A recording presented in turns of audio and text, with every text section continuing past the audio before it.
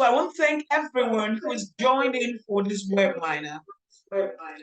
This is born out of the IVF week celebration here at Lily Hospitals Limited, which began in celebration of the World IVF Embryologist Day, which was carved out of the birth of the first IVF baby, Louis Brown, born on the 25th of July, 1978. So we have two great speakers that will be addressing the concern for why we are connected here today, and I would introduce them. But before I do, we're going to be looking at the concern we're going to be talking about infertility and why the increase. Also pre-implantation genetic testing, and all on that journey. We have one of us here at the Lily Hospitals, Dr. I, an obstetrician, a gynecologist at Lily Fertility Center, Lily Hospitals Limited. We also have Mr. Endurance Ilenre. He's a senior clinical embryologist and the group head, Lily Fertility Center, Lily Hospitals Limited. So they are going to be taking us on this journey. I would like for you to please be rightly connected, reduce the distractions, have your mics turned off, also have your videos turned off before they begin the lecture. Once again, I want to thank you, and I also want to ask that you prepare your question done. Thank you so much. So we're going to right away have Dr. Imo Nelson, a consultant here at the Lily Hospitals Limited, begin the lecture. Thank you. Good morning. Can I be heard? Yes, sir. We can hear you, Dr. Imo. Good morning, sir. Hello? Is my screen visible? Yes. Hello, doctor. We can hear you, sir. You can go on. Okay. Yes, sir. This morning, I will be taking infertility, why the increase, and available treatment options. I will start by introducing what is infertility. For great anxiety and concern, it is psychologically tasking for both couple and physicians, in that treatment of infertility takes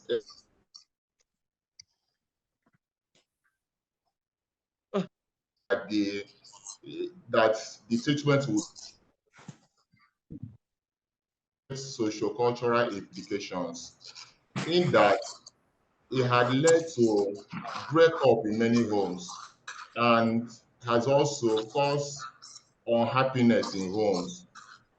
There may be an apparent rise in incidence because of increased awareness. All of us can agree that there is increased awareness of what infertility is. One of the reasons where there is awareness include this kind of program we are doing.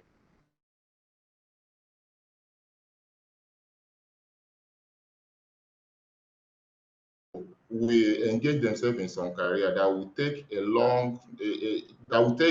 a number of years, and this will lead to a delay in marriage or late marriage. And we all know that the chances of fertility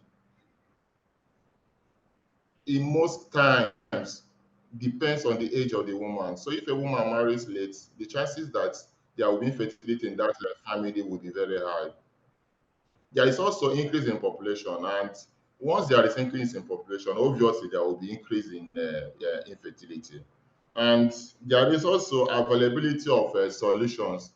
There are a lot of treatment options for infertility. So most people with infertility will present to hospital. These reasons makes the incidence to be high. So infertility can be defined as inability of a couple to achieve pregnancy after 1 year of regular unprotected sexual intercourse.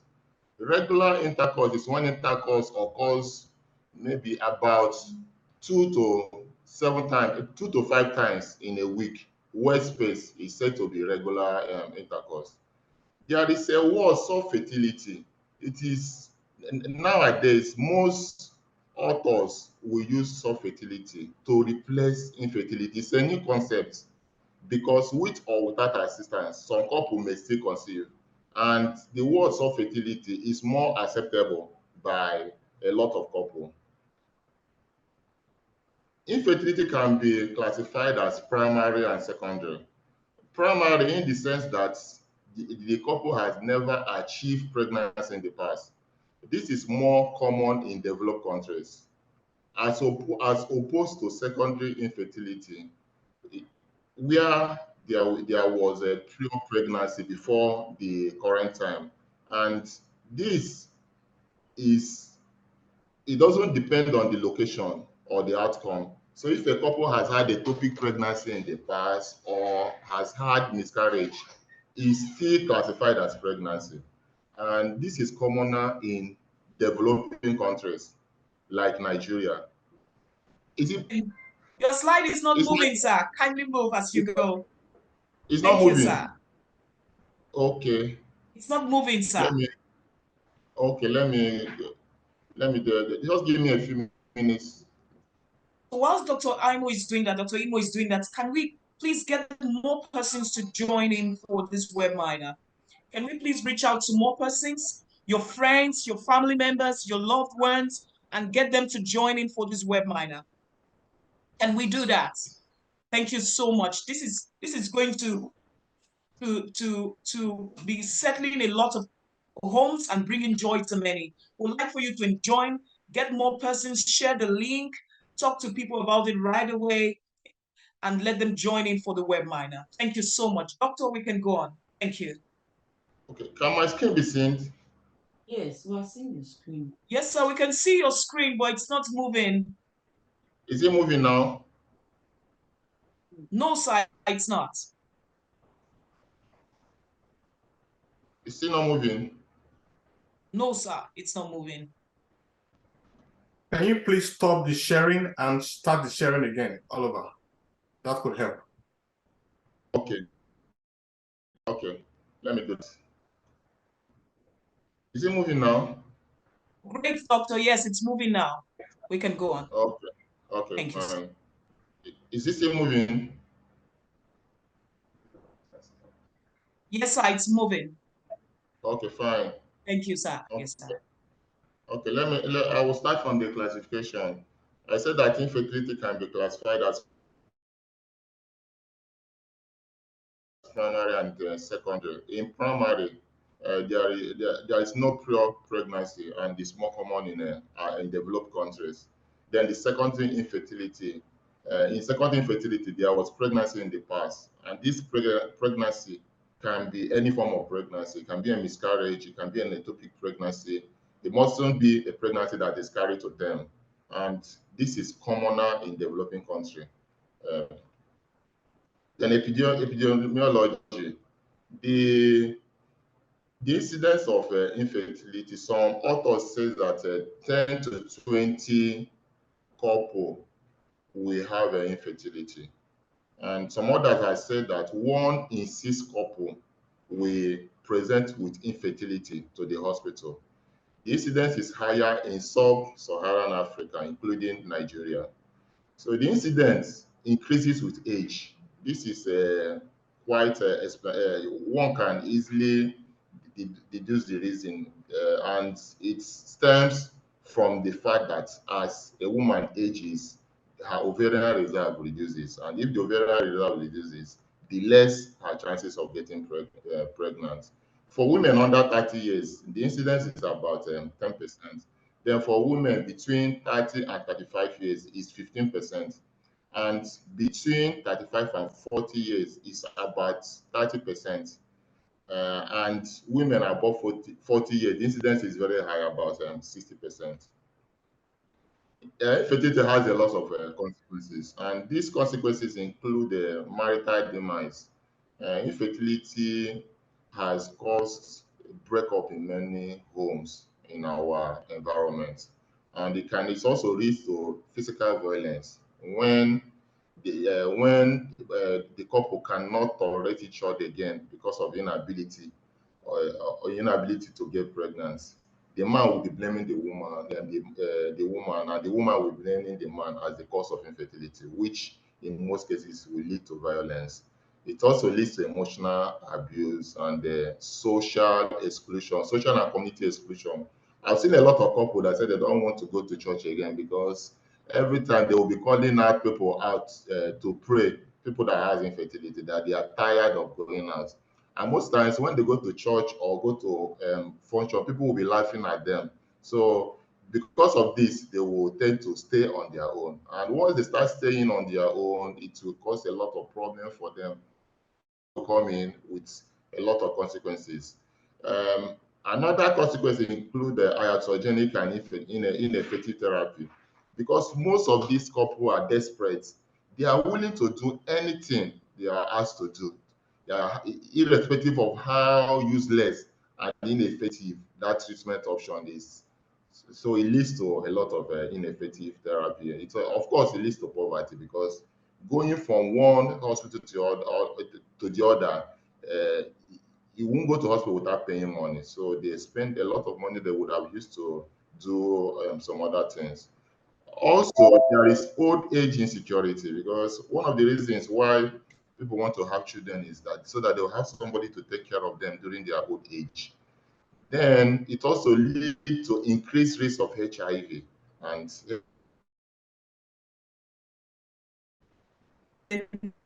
so it has been known that infertile women and men are more likely exposed to HIV.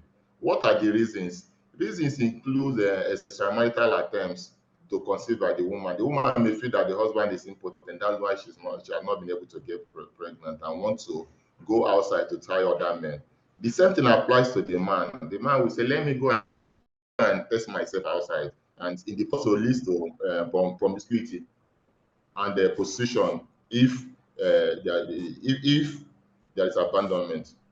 Okay, so what are the requirements for fertility? The requirements of fertility include the good quality sperm. There must be a good quality sperm for a woman to get pregnant, and there should also be a normal female genital tract, and there should be sexual intercourse at the right time. This is a picture of the normal female genital tract. This is the vagina. Then this is the mass of the womb, which is the cervix. Then this is the uterus. Can you see my cursor? Yes, we can, doctor. We can see you, sir. We can see the slides. Thank you, sir. Okay, okay, fine. And these are the fallopian tubes. This is the ovary. The causes of infertility can be divided. If we divide it, it can be in causes of infertility. In 30% of infertility, there is a male factor. Then in another 30%, there is a female factor. And combined, when there is male and female factor, it is 30%. Then there is an entity that is called unexplained infertility. Unexplained infertility is when both the man and the woman has been thoroughly examined and investigated, and medically.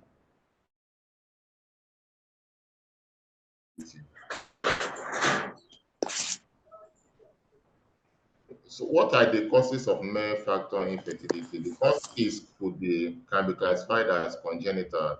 Congenital is inborn. They were born with it. Congenital and acquired. For congenital, we have a chromosomal abnormality, a condition called clinical syndrome. Okay, okay, no problem. I'll check. Thank you. Please, can we mute our mics? Please, can we mute our mics? Thank you, everyone. Thank you. Thank you. Please kindly mute your mics. As you join in, kindly mute your mics. Thank you. Of the SRS leads to it leads to a poor development of the male sexual testes that will lead to infertility. Also, another cause of infertility is undescended testes. When the testis is not descended, and when there was no surgical intervention before 2 years, it can lead to distortion of the testis. And when the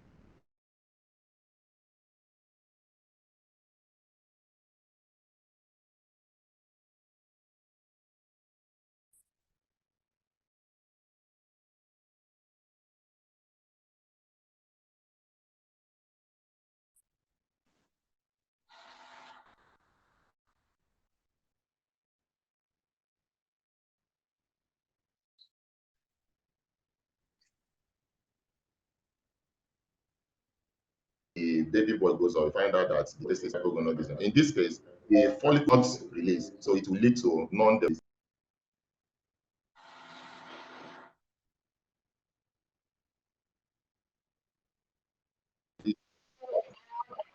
that can lead to male infertility includes gonorrhea and chlamydia. If a man has a gonorrhea and chlamydia and that was not well treated, it can damage the seminiferous tubules.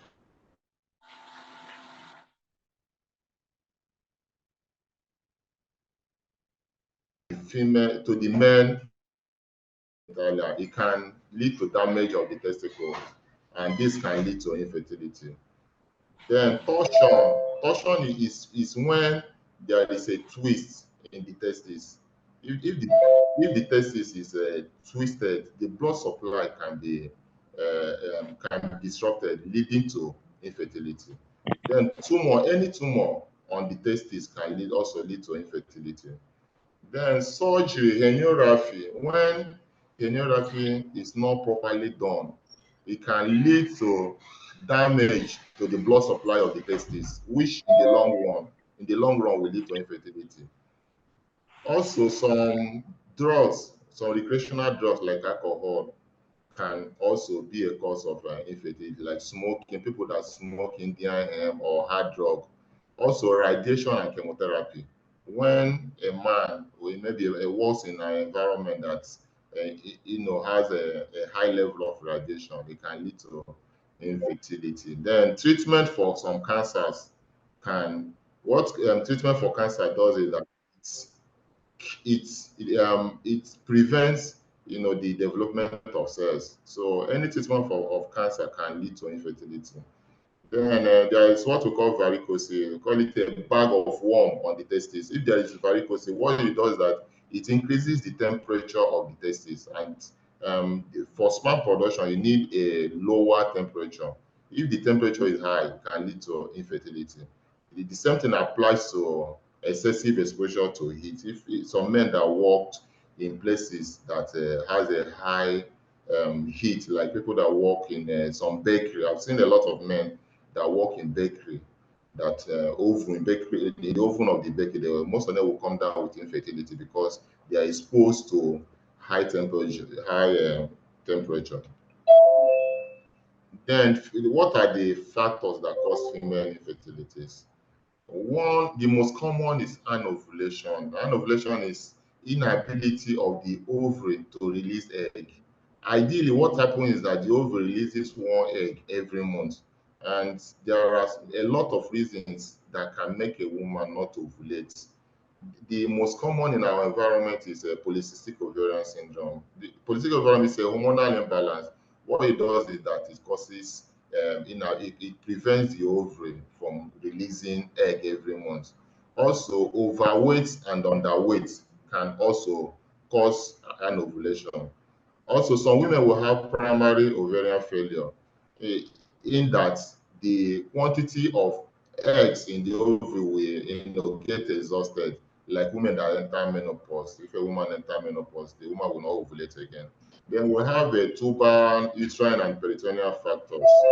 Infection also plays a great role here. Infections, sexually transmitted diseases like gonorrhea and chlamydia can damage the tubes. And if the tubes are damaged, that woman will not be able to get pregnant because you need the tube for a woman to get pregnant. So infection following abortion can also lead to damage of the tube, including puerperal sepsis. Maybe a woman that delivers in a hospital that is not well equipped and have infection during the process. This can lead to global infertility. Also, we have endometriosis. Endometriosis is when the endometrial gland finds itself outside the uterine lining. It can be in the abdominal cavity. It can be other places. What it does is that it distorts the normal anatomic relationship between the ovary and the tube, and because of that, it will lead to infertility. Also, we have the uterus and the cervical factors, and in Marshallman syndrome, Marshallman is when there is a damage to the lining of the womb, and because of the damage, the womb will come together. If they stick together, there won't be any cavity for implantation to occur, so it leads to infertility. It can follow abortion. If after abortion, if there is an infection and injury to the uterus, it can lead to Asherman syndrome. It can be also following myomectomy. When myomectomy is done, it's not well done, and in the process of doing myomectomy, there is damage to the inner lining of the womb. It can lead to Asherman syndrome. Then uterine fibroids, especially submucous fibroids. Submucous is this. This is submucous. Also, intracavitary fibroid, the one inside the womb. What they do is that they distort the endometrial lining. If the endometrial lining is distorted, there won't be any, it will lead to infertility because there won't be anywhere for implantation to occur. Also, we have cervical factors. Some women have the host. When the cervical mucus is hostile to the sperm, it will lead to infertility because it will not allow the sperm to penetrate the cervix and enter the womb in order for fertilization to occur. So when do we seek help? A woman that has infertility, when should she seek help? If a woman is less than 30 years, we advise that after 1 year of trying, she should visit a doctor for proper investigations and proper treatment. Also, a woman that is greater than 30 years, we don't expect her to stay for 1 year. We expect that she should see a doctor after of trying. So what are the management goals for infertility? In managing infertility, we want to determine the probable causes by overall evaluation. And we also want to provide accurate information regarding the prognosis.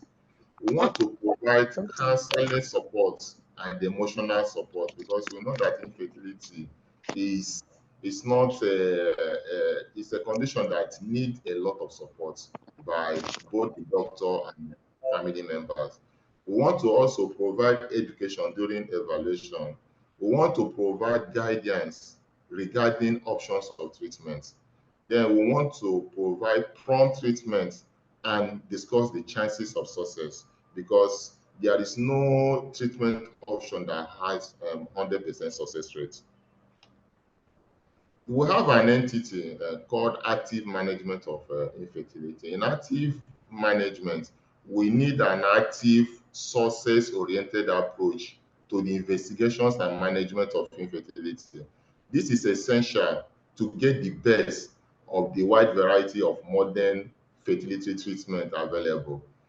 The aim is to minimize unnecessary waste of time in investigation and management of infertility, thereby providing efficiency in management of infertility. The couple must be seen together and treated as such, and treated as a unit because infertility is a couple thing. You need a man and a woman in order for pregnancy to occur. So when you are evaluating them, we encourage that both the man and the woman should come to hospital for proper evaluation. The workup to establish a diagnosis should be completed in 1 month. We don't want, because if you waste so much time, Some of them will not say, will lose interest and decide not to come again. It is also important to time the procedure. Timing is very important, and results provided to guide treatment in the succeeding months.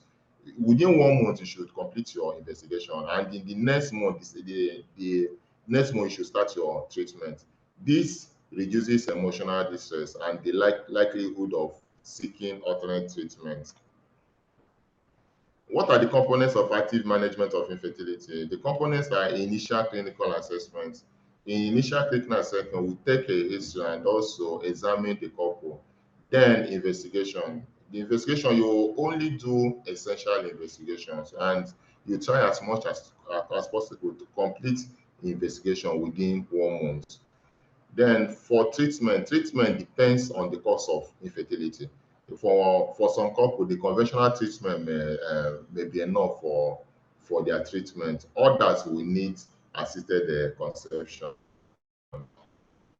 And then it's important that we educate young people on the prevention of infertility because, as they say, prevention is better than cure. So in the initial assessment, we take a detailed history to find out the factors that may impair fertility. Then we do investigation to identify possible cause or causes. The baseline investigations we do is the seminal fluid analysis, which we do after 2 to 5 days of abstinence. We want to examine the sperm parameters to know if they are adequate or if they are not adequate. Also, we do histosapidiogram. In histosapidiogram, what we do, we check the lining of the womb. We check the uterine cavity and also check the patency of the tubes.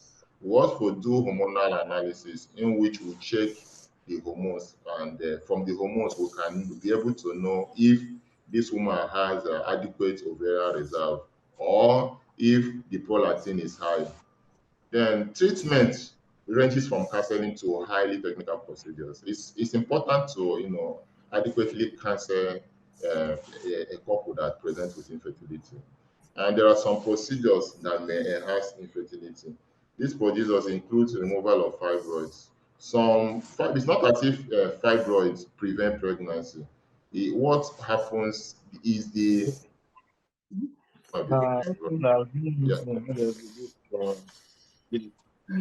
IVF, fertility, and IVF treatment. So the treatment options include the conventional treatment, which some women will just need ovulation in that induction and time intercourse to get pregnant. Then for the assisted treatment techniques, IUI is one of the assisted treatment techniques for them satisfied in order for them to do IUI. We need a young woman that is maybe less than 35 years, and we also need an adequate sperm that is motile. Then the IVF is indicated when there is tuber factor infertility, when the tubes are blocked, or when a man has it's also useful for advanced women. In advanced women, they have reduced ovarian reserve. In IVF, after the initial investigations and the assessments, we do down regulation. We give injection down regulation to what that regulation does is that we want to take charge of the hormones needed for the development of the egg. So after that regulation, then we'll start ovarian stimulation. And when we are doing ovarian stimulation, we'll be doing scan to check the size and the maturity of the follicles. When they are mature, we do egg pickup. That's we aspirate the egg. Then we take it to the embryology lab. The embryology will then mix the egg and the washed sperm and allow fertilization to take place. Then after 30 to 5 days, we'll put in the baby, the embryo, back into the womb. And in 2 weeks' time, we'll do pregnancy tests to confirm if a woman is pregnant. So we also have an intracytoplasmic sperm injection. What we do in this one, we can see this is the egg, and this is the pipette we use to introduce the sperm into the egg. This is especially important in men that have a severe male factor infertility. Maybe they have very reduced sperm and also the motility is not so good. We also do it in cases when we are doing a PGT. We will normally use a EC for PGT.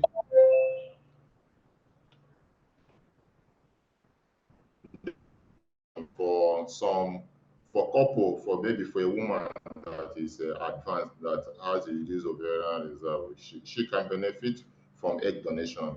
The same thing applies to a man. A man that has a azoospermia, they can also use a donor sperm for her.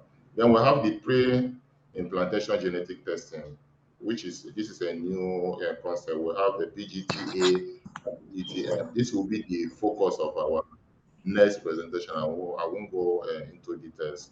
Then we also have a surrogacy. For some women, they have a uterine factor, maybe because of previous fibroid operation, the womb is damaged. So, or it could be that because of medical conditions, some medical conditions a woman has, she cannot be able to carry pregnancy. So we advise them for surrogacy. And the good thing is that all these procedures are done in hospitals. Then for men infertility is a bit difficult to treat, but with modern technology, it's possible to extract semen from the epididymis in some men that has a obstruction of the vas. So some men have a sperm and they are still producing sperm, but there is obstruction.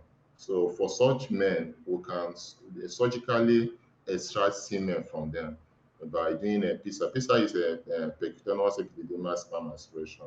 We can also be able to do CT, in which we will be able to get a sperm cells for fertilization. So testicular biopsy can also be done in order to extract semen. Then it's important to know that the determinants of success of fertility, the age of the woman plays a great role. The ideal age for success in fertility is between 25 years and 35 years. A woman that is more than 35 years has a reduced chances to get pregnant. Also, the duration of infertility, the more the duration, the less. Then prevention of infertility, it's important that we talk about the prevention of infertility. And prevention could be primary, secondary, and tertiary.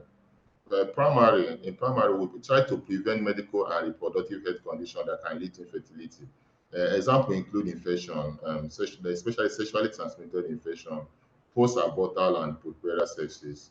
We encourage women that are not married to practice safe sex practices. Also, contraception is also advocated in some cases. Then, for women that are pregnant, we advise them to deliver in hospital where labor will be properly managed to prevent complications associated with delivery. For secondary prevention, we encourage early recognition and treatment of sexually transmitted disease. We try as much as possible to prevent them, or when they happen, we try to recognize it on time and treat it. Then tertiary prevention includes treatment and rehabilitation of couples affected by infertility. In conclusion, the burden of infertility has remained a major scourge socially and psychologically, not just to the frustrated patient, but also to the frustrated attending physician who is desperately seeking solution to the challenges of the patients that come to him for help with great expectation. Meticulous and systematic evidence-based approach is required while improve prognosis and great relief. The recent advances in the management of infertility, particularly with the Emergence of evidence-based investigation, endoscopic procedures, and assisted reproductive technologies have brought a great ray of hope to the infertile couple, such that the names of fertility is fast replaced by replacing infertility. Thank you for listening.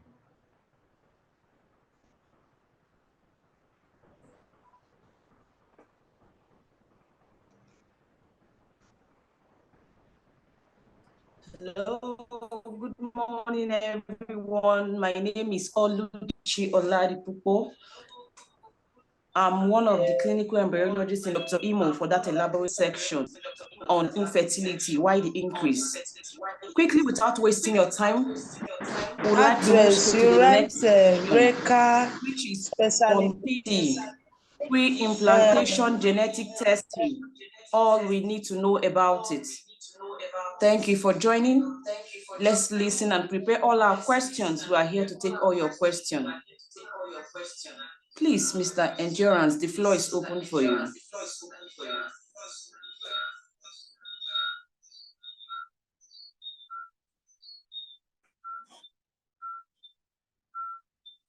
It's a very cold morning here in Benin, so permit me to say a warm good morning to you all, and I'm quite very delighted to be here this morning to have me as one of your speakers. I'm privileged and very delighted. I'll be talking about pre-implantation genetic testing, PGT, just a peep into it. Now, it is a known fact that science and medicine in general are very, very dynamic, meaning the way things are done, there's always a continuous improvement. There's no stagnation. There's always a continuous improvement in medicine and science. So there's always a way of trying to innovate, invent, and bringing about technological advancements in the field of medicine and science in general, just so we can improve on meeting the needs of our patients and humankind in general. So PGT, pre-implantation genetic testing, is an example of one of such inventions or technological advancement in the field of reproductive medicine. I believe you can see my slides. Can someone confirm that, please? Yes, we can. We can see your slide. All right, thank you. So this is my outline. This is what we'll be looking at. We're going to look at the purpose of this webinar, this part of the webinar. We're going to look at what pre-implantation genetic testing is, this step, as by way of definition. We're going to look at the benefits of pre-implantation genetic testing.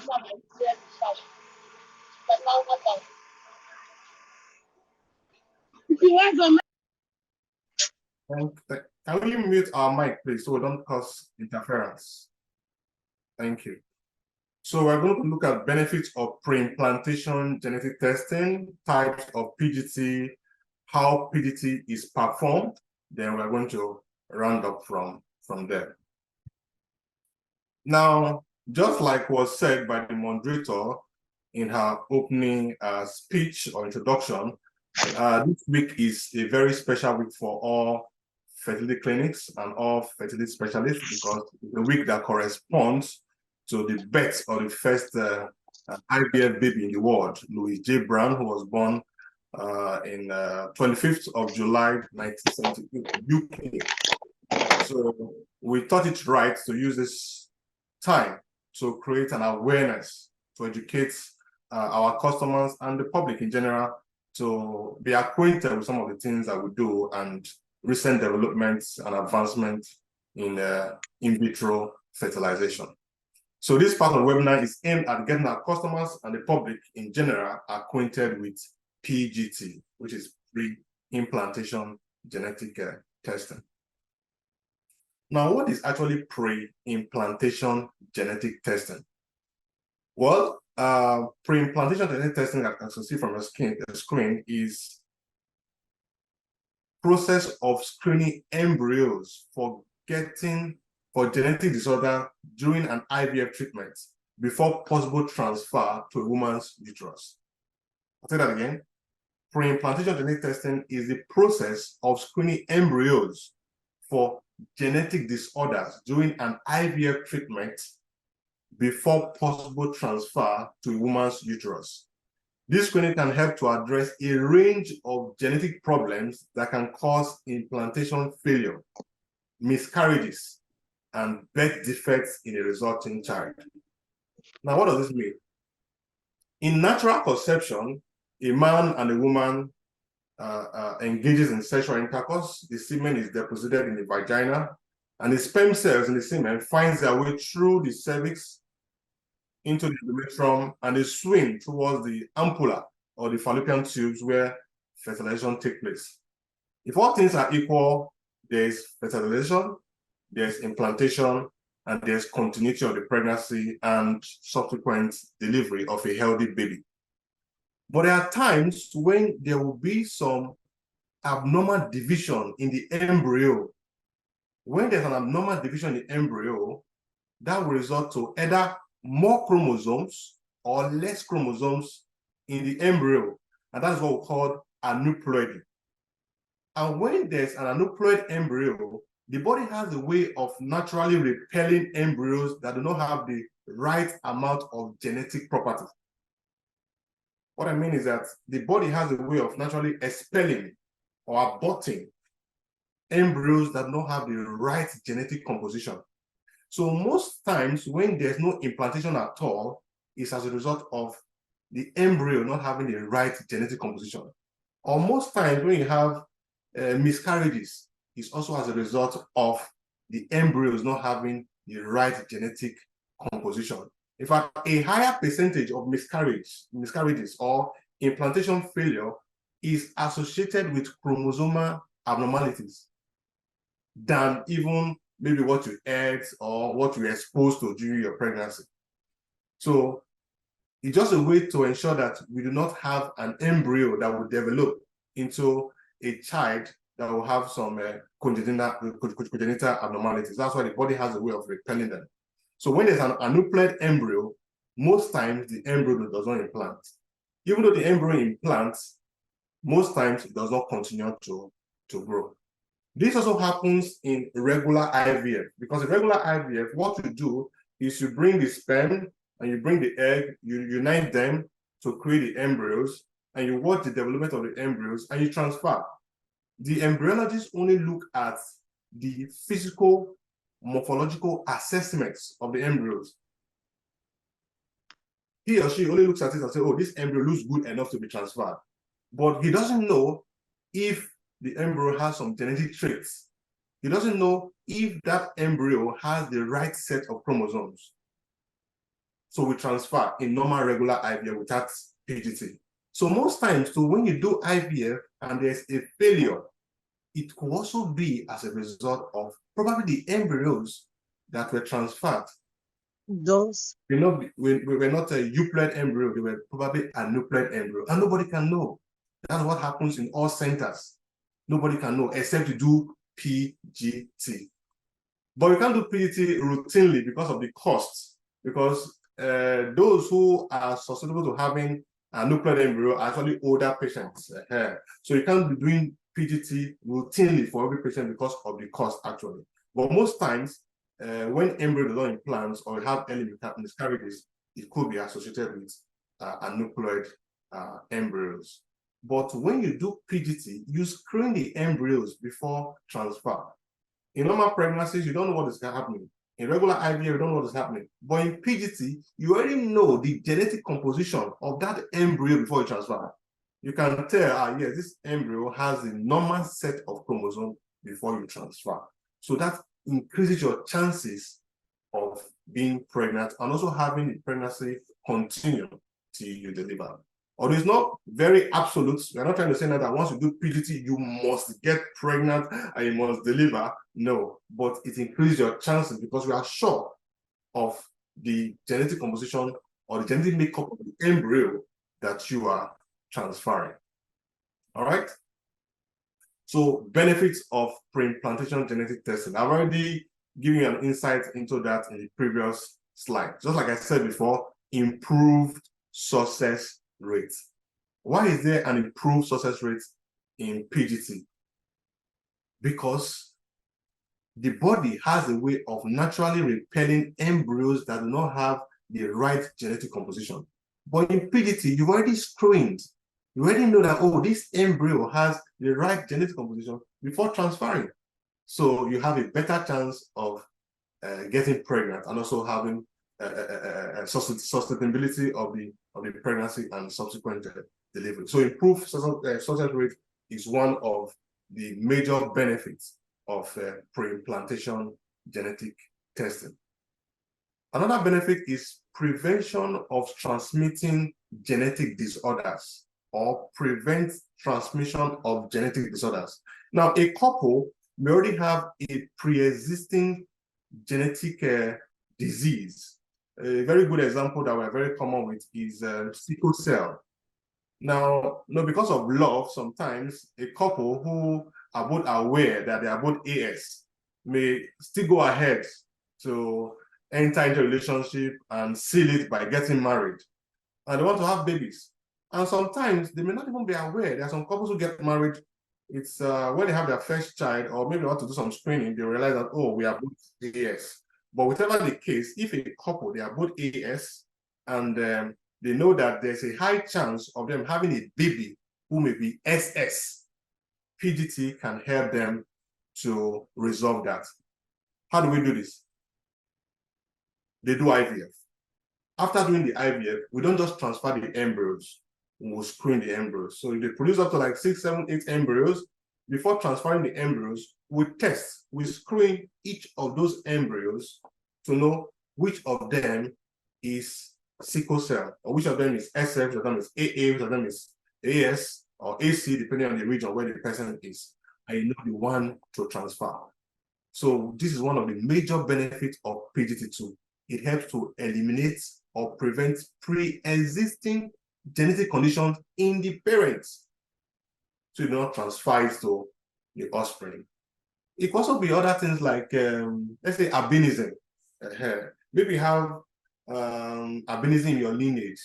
Maybe your father is an albino, and you don't want any of your child to have that trait. Or probably one of the couple is an albino, and you don't want your child to be albino too. You can screen after the embryos have been created to know which of the embryos carry that gene or trait of albinism.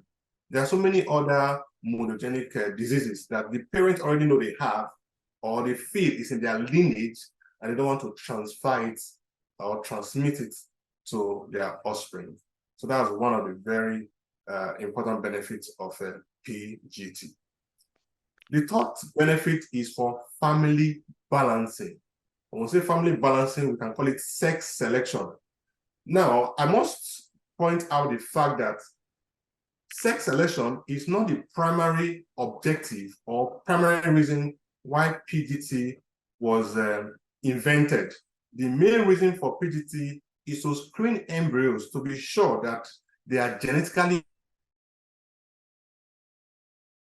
before transfer, or to rid off pre-existing genetic conditions so that they are not transferred into to the offspring. Those are the major reasons for PGT. But the family balancing or sex selection part is more like a byproduct. Because you are screening the full genome of the embryo, you can get to know the sex. When you are screening this embryo for these genetic diseases, or to check if they have the complete set of chromosomes, by doing that, you get to know the sex of the embryos. So couples take advantage of this and say, why can't I just do family balancing too? I already have 4 girls and I want a boy. Or I already have 4 boys and I want a girl. So that is why PGT also offers you the option of family balancing or sex selection. It's just like when a doctor orders an investigation like full blood count. Most of the time, the reason why that full blood count is ordered is to check the WBC level to see if it's elevated to confirm a possible infection. But during the investigation, the full blood count shows you other parameters, like PCV, So PCV is almost like a byproduct now. So during your FBC, though the major interest is to check your WC level to see if your white blood cell count is quite high to confirm an infection, you can know your PCV in that result. So that's how gender selection is in PGT tools.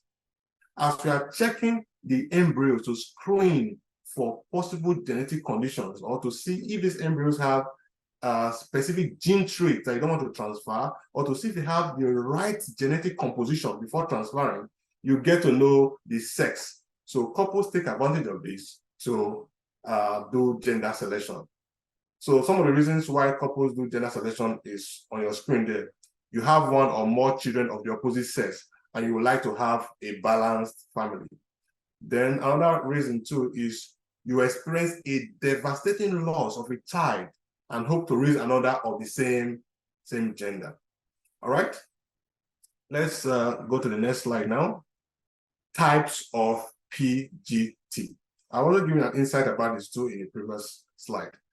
We have pre-implantation genetic screening for abnormal chromosomal number. We call that aneuploidy, PGT-A.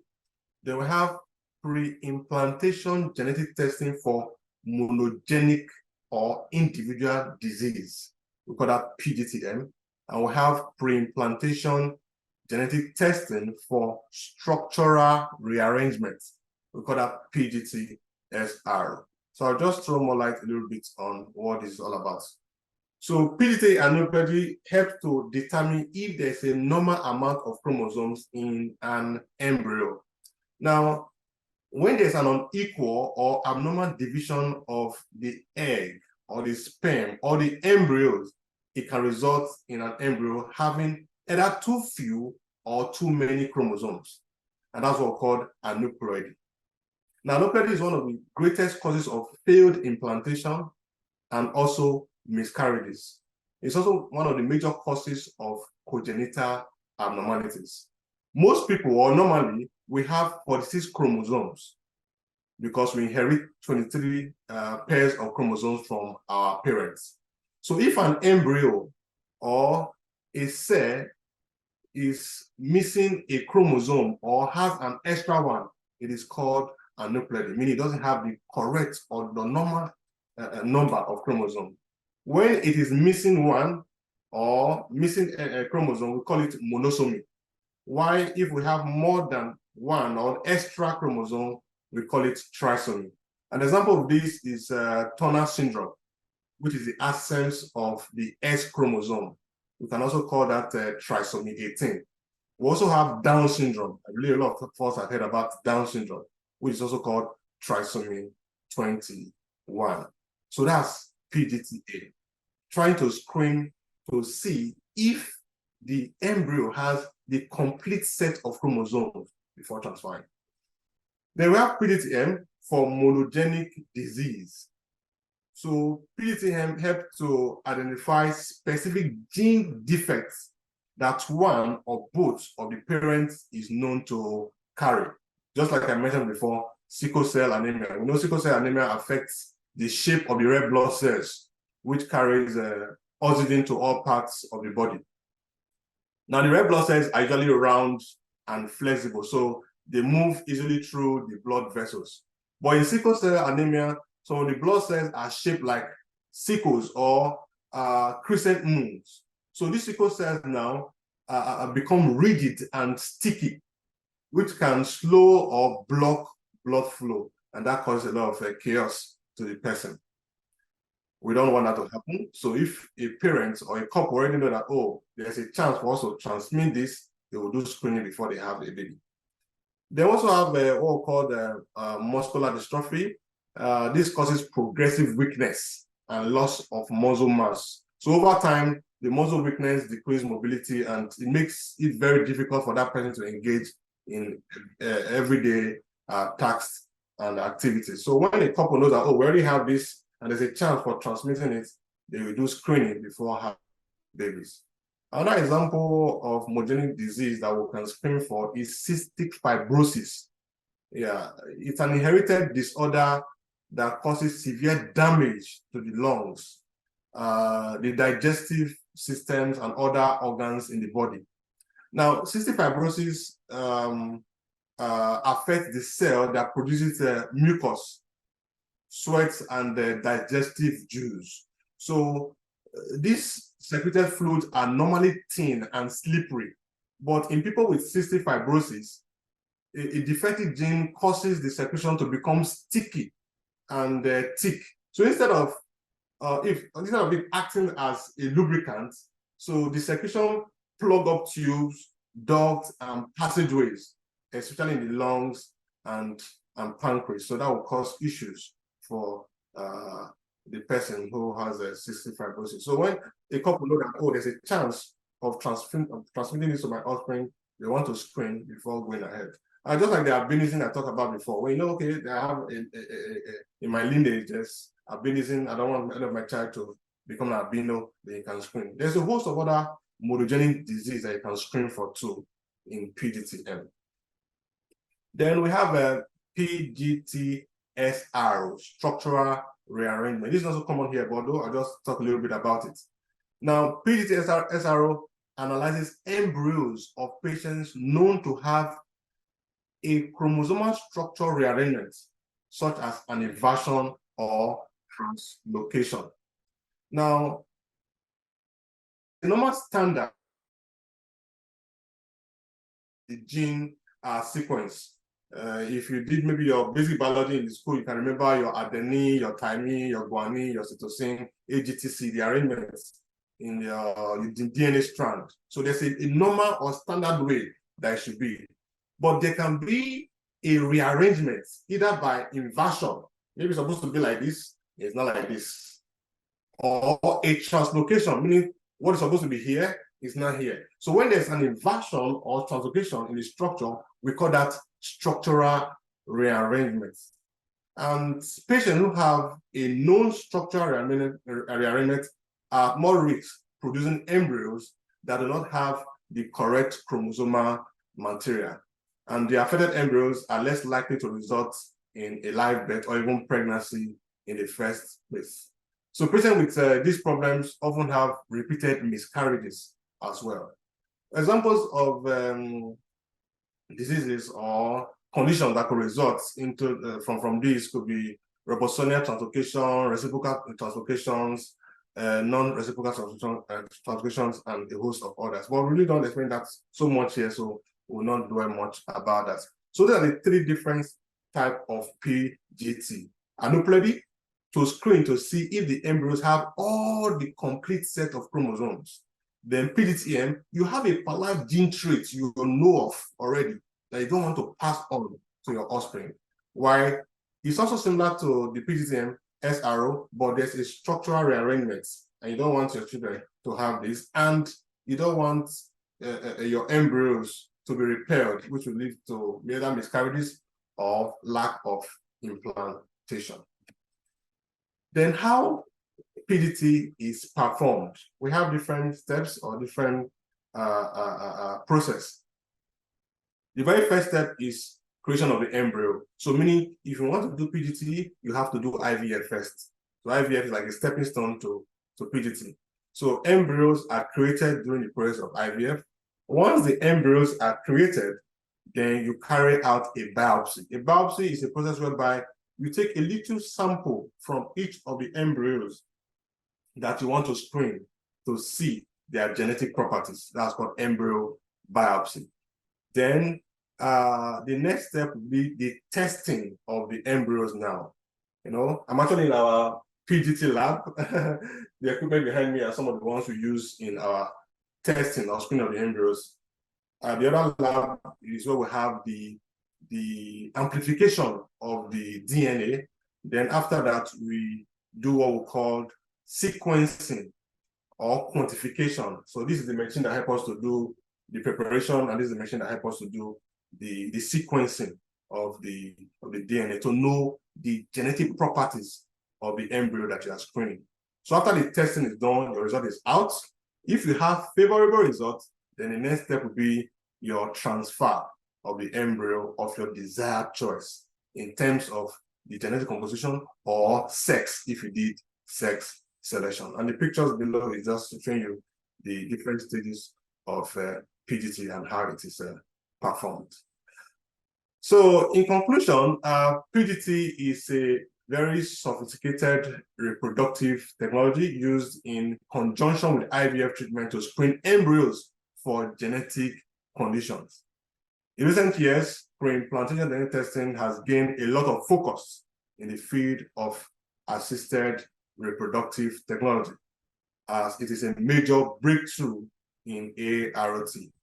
Although there have been some ethical concerns, but its relevance and importance cannot be overemphasized. So even researches are being done worldwide to improve on the invasiveness of the procedure, which could impact on the cost and outcome.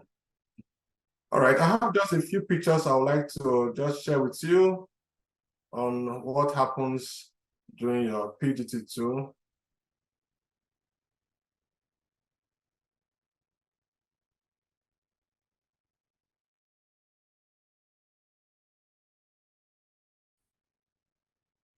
So this is a picture of some of our embryologists. That's our senior embryologist and chief clinical embryologist. This process here is called tubing. The embryos have been biopsied and they're trying to tube them into small vials for them to be analyzed. This is one of our senior embryologists too, Oluchi, in the tubing process. So this is our lab in Warri where we do our biopsy. All right. Now, why this is a picture of embryo biopsy on day 3. So we have 2 days we can do biopsy of the embryo, either on day 3 or on day 5, depending on what you're looking at, and other factors can influence your decision on when you are going to do your biopsy. So just watch closely as the biopsy is being done. You can see the different cells there. It's about 1, 2, 3, 4, 5, 7, 8, about 8 or 10 cells embryo that's about to be biopsied.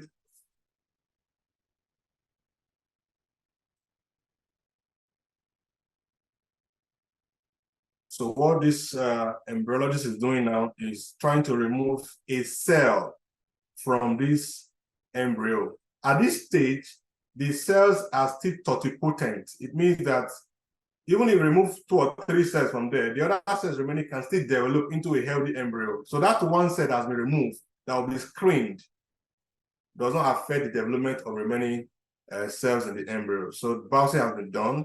It's not as simple though, but that's just how it is done. So that cell that has been removed now represents the entire chromosomal properties of the remaining embryos. So whatever result comes from that screening, we give an idea of what that embryo is. All right. This next biopsy is showing you biopsy on day 5. On day 5, see the embryo is bigger now, has expanded. We now have an inner segment and your trophectoderm. So this embryologist is trying to take out some cells in the trophectoderm that forms the placenta. So those cells that is removing is enough to screen or to check the genetic properties of that embryo. Hello, sir. We are not seeing your current demonstration. Please, we are just seeing the folder. We are not seeing anything. Please kindly sort out. Can you see now? Yes, you can see now. Okay, Yes, yes, we can see them. Okay, but did you see the 3 biopsy? No. Okay, but you can see now. Yes. Okay, so this is just all showing the you pictures. We didn't see any. Oh, okay, all right. So this is showing you the biopsy of a day 5 embryo. So that little cell or cells that's taken out from the trophectoderm of the embryo is enough to check the genetic composition of the embryo. So after the testing is done, if this particular embryo now meets your desired outcome in terms of the genetic properties or the sex, then you can go ahead and do your transfer.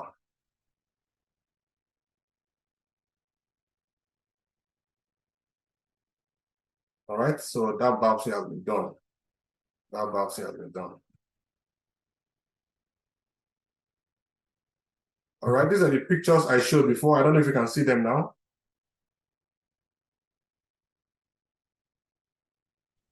Please, you can enlarge the images.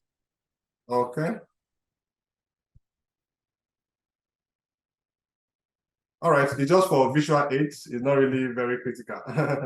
So let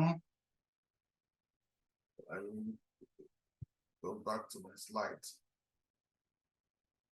So that's actually about it. So thank you very much for your time. And we actually appreciate the fact that you make our time to connect and join. Thank you very much. I just rounded up. I said thank you very much. Did you hear me? Hello.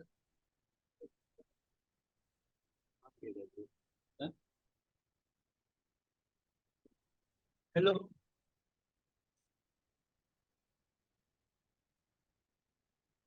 Hello, Madam Oluchi, and okay, can we proceed to the next agenda on the list?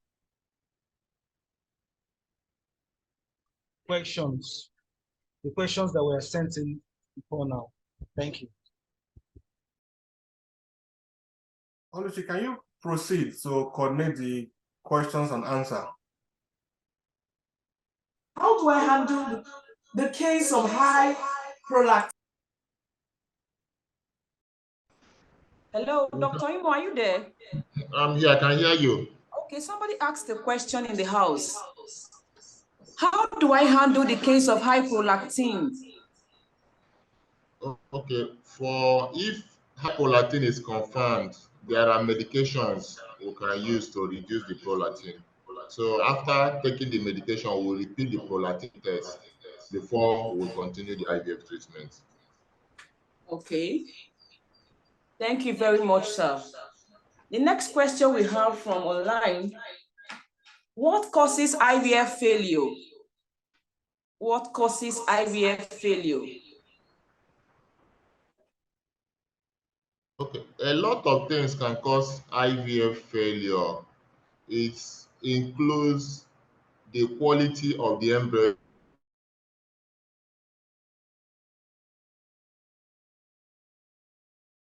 The IVF will not work. Also, there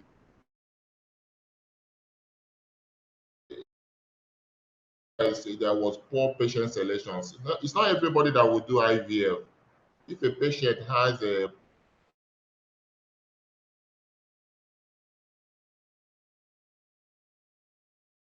cause IVF failure, it could be to be properly evaluated.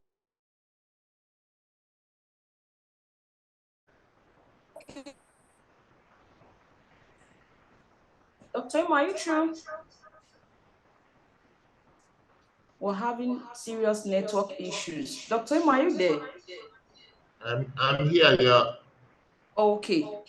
Please, the next question we have here is, somebody is asking, is not conceiving early after marriage a sign of fertility issues? I can hear you. The network is bad. Can I Okay, be here? the question again, I'm reading it out. Is not conceiving early after marriage a sign of fertility issues? Yes, it's a sign of fertility issues. So Okay. as I said before, if you are less than 30 years and has been in marriage for 1 year and is not able to conceive, or you are more than 30 years and after 6 months you've not been able to conceive, you should see a gynecologist for proper evaluation. Okay, thank you so much, sir. Another question we have in the house. My client is 53, had a stillbirth about 10 years ago, married late anyway, had vaginal structure, refused CS and went out to try.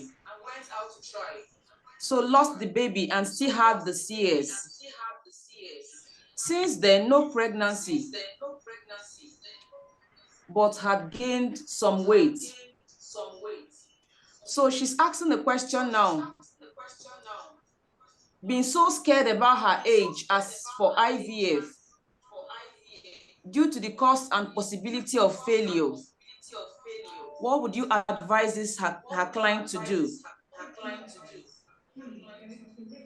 She's 53 and she's scared of attempting IVF due to the possibility of failure. Dr. Imo, the question is for you, sir. I will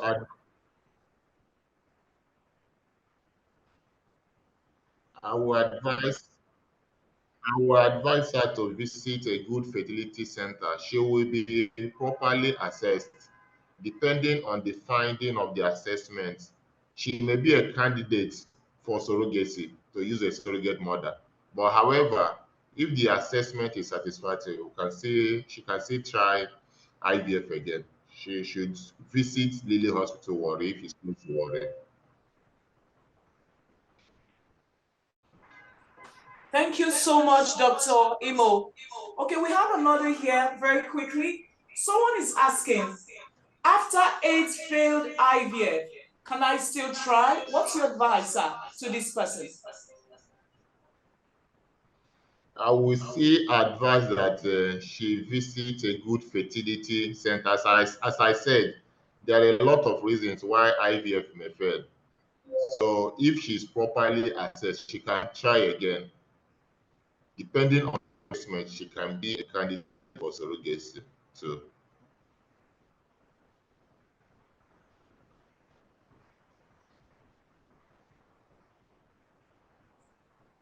Thank you so much, Dr. Imo. So we'll direct this question to Mr. Endurance Ilenre. Does ovarian cyst lead to infertility in women? Dr. Imo, you can Dr. Imo will be better suited to answer that question. Yes. Okay. For if ovarian cyst, depending on the size, can lead to infertility. If the size is large, let's say 5 centimeters and above, that woman, and also it depends on the type of ovarian cyst. There are some ovarian cysts we call simple ovarian cysts. What you need is just to give the woman some medication that will rest the womb, then the ovarian cyst will resolve. But there are some ovarian cysts that are pathologic. In that case, that woman needs to do surgery, we call ovarian cystectomy, to remove the cyst. Because presence of lysis is a contraindication to ovarian stimulation, which is one of the things we do during IVF. I thank you. Okay, thank you so much, Dr. Imo. Another one is here. Someone is asking, can I select the numbers of babies I want from the treatment? Maybe twins, triplets, or quadruplets? And also, how many percent success rates can you ascertain from this procedure? Eddie, you can answer.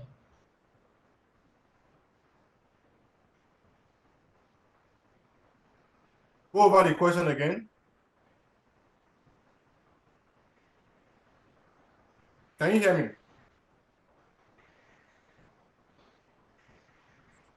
Okay, Doctor. Can you go over the question again? So the person is asking, can I select the numbers of babies I want from?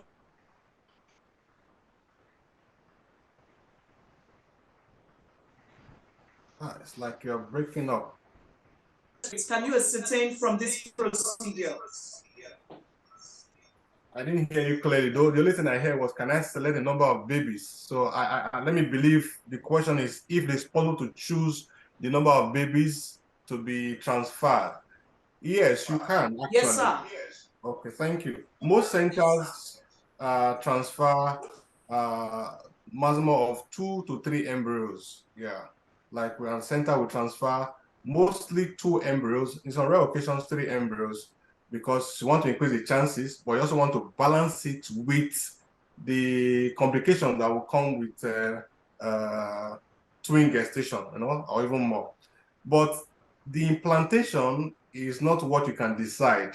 That is solely decided by nature and God, so to speak. So you can transfer up to 3 embryos. The 3 will stay, sometimes 2 will stay, sometimes 1 will stay, sometimes nothing will even stay at all. And that's where IVF fails. But in terms of choosing the number of embryos to transfer, yes, we have an option. But in terms of determining how many stays eventually and develop. And thank you very much, Eddie, for that answer. The next question we have here, somebody is saying PGT testing is the best way to go, just the cost. Can lipoma on the thigh cause infertility? How can one increase egg quality? Dr. Imo. Yeah, lipoma on the thigh cannot cause infertility. So increasing the quality of egg is a function of the age of the woman. A woman that is younger will have a good quality, whereas a woman that is 35 years and above will not have a good, in most cases, may not have a good quality egg. So we advise that women should settle down on time. Age is an important factor in determining the quality of the egg. Though sometimes genetics can also be a factor. There are some women, I've seen some women at maybe 40 years, they still have a good quality eggs. Then we can see women that are 30 years, they don't have good quality egg. So God plays a role, and then, as I said, the age is an important factor.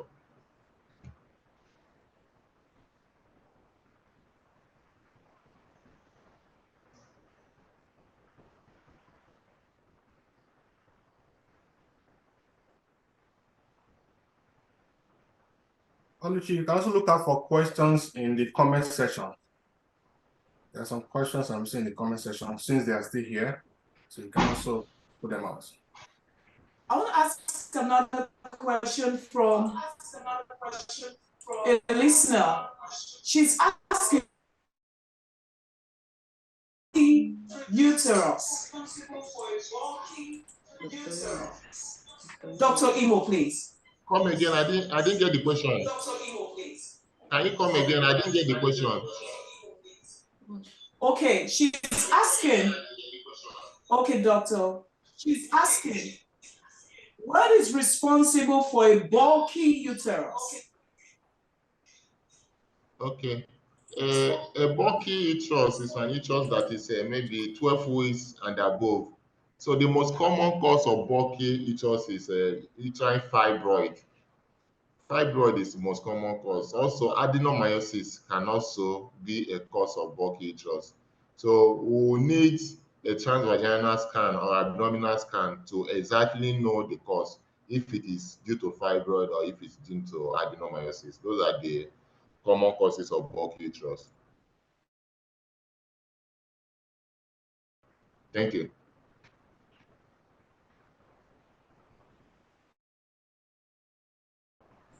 Okay, thank you, Dr. Imo.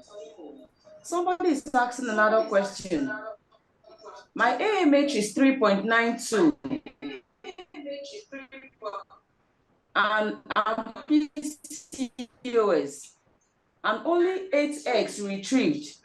Isn't that poor for a PCOS patient? Okay. Uh, it's also important to know the age of this woman, because AMA tend to be high. That's a false high in women with PCOS. So if this woman is younger, we expect that with proper treatment, because there are some medications we give to women with PCOS before we do ovarian stimulation for them.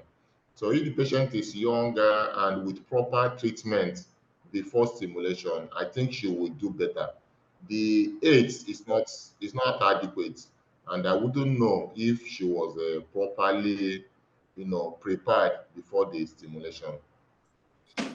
She's Thank you. 33, sir. Okay, she's 33. She's Okay. 33, yes. Okay, she need to be properly prepared before ovarian stimulation in order to respond well.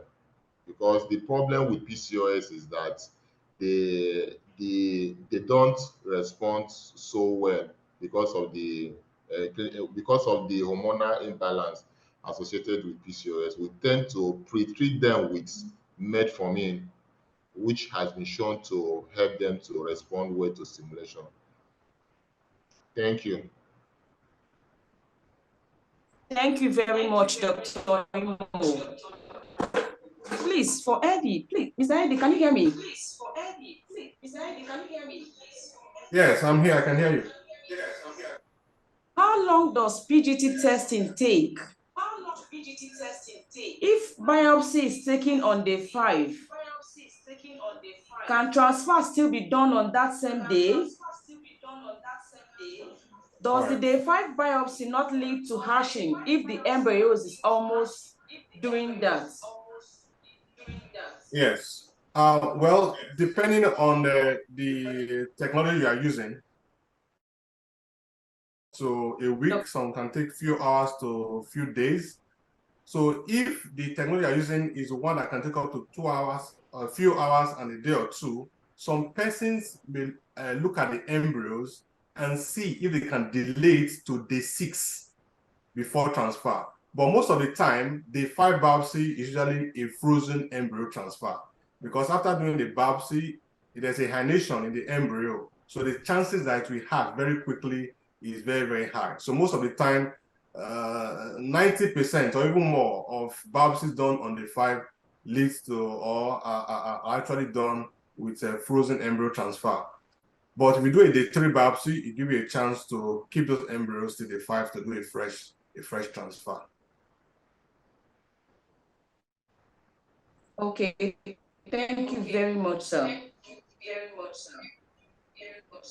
Is the cost of PGT inclusive?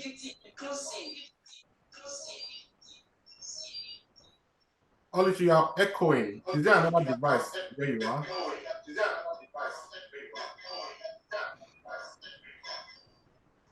Okay, yeah.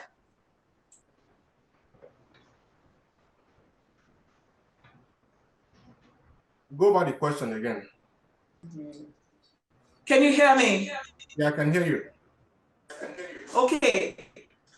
Very quickly, someone is asking, is the cost of PGT IVF cost? Or does IVF patient request for PGT separately? Or is it suggested by the fertility doctor? Okay, yeah. The PGT is a different package of its own. It's different from the regular cost of IVF. If you are doing PGT, we charge you for a PGT package, and that's what many centers or most centers do. Although in the Western world, more developed countries, and because of their income, some centers do PGT almost routinely for all their cycles or some selected patients. But here in Nigeria and some other countries, because a lot of patients pay out of their pockets to access care and the high cost, so we cannot do PGT routinely for everybody. So when there's a particular need for the PGT, maybe an older person who's already like 40 years or thereabouts and still wishes to use our own egg, and we know that there's a high chance that the embryos that will be resulting from those eggs may have a lot of aneuploid embryos, who may request, let's do a PGT. Or probably you and your partner, you are both AS, or you have some particular gene traits you don't want to pass on to your offspring. They want to do PGT or maybe your primary interest is actually for the sex selection, they want to do PGT, but the price is different from regular IVF. And the request is made either by the couple or also recommended based on the prognosis of the patient.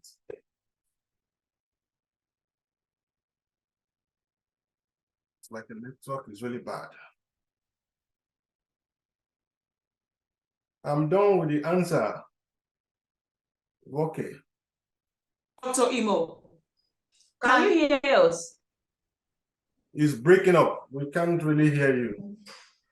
Can you hear? Okay, the question again. Can a patient with cervical stenosis go for IVF?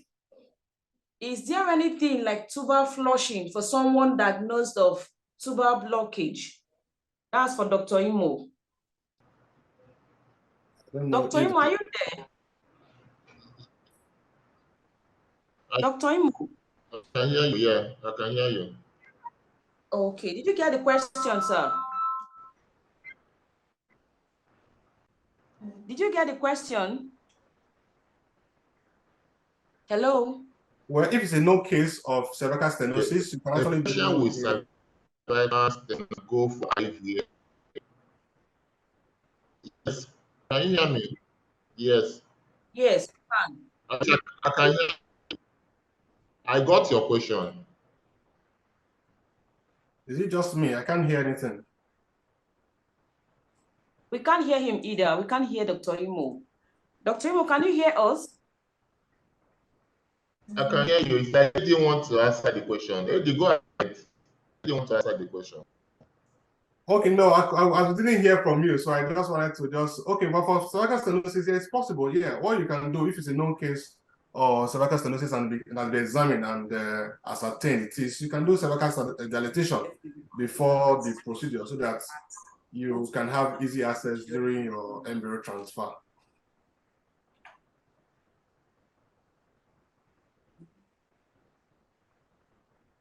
Okay. Because of time, thank you, Mr. Eddie, for that answer. Because of time, we'll be rounding up now, but everybody here, every participant will be getting answers to your questions via our email, ivf@lilyhospitals.net. Every question you've asked us here, we're going to answer them all and send out your answers. Even a replay of this webinar will be out there online. Thank you all for joining this webinar this morning. We're glad to have you here. Keep your questions coming in and we'll be here to answer your questions. We'll send out answers to your questions via our email. You can also reach us through that email, ivf@lilyhospitals.net. ivf@lilyhospitals.net. Thank you very much all. Also, you can check the chat box for if you can't hear us very clearly, please check the chat box for the email address ivf@lilyhospitals.net. You can also find our phone contacts there for Benin and Warri. Also remember that we're here in Warri. You can do calling. We have our branch in Benin, Lagos, and here in Warri. Do well to call in, and we trust God to be able to attend to every concern around this subject. Thank you so much. Thank you, our listeners. Thank you for joining in. Thank you, Dr. Imo. Also, thank you, Miss Endurance and Larry. Quite a great time. Thank you.